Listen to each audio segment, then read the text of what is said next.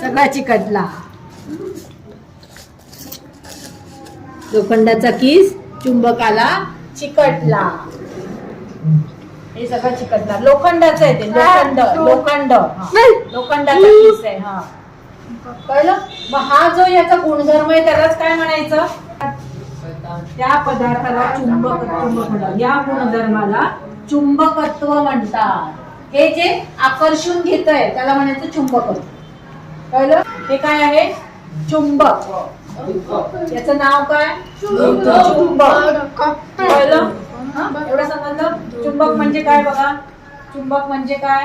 ज्या पदार्थाने लोखंड, निकेल, कोबाल्ट इत्यादी पासून बनवलेल्या वस्तू आकर्षिल्या जातात त्या पदार्थाला चुंबक म्हणतात.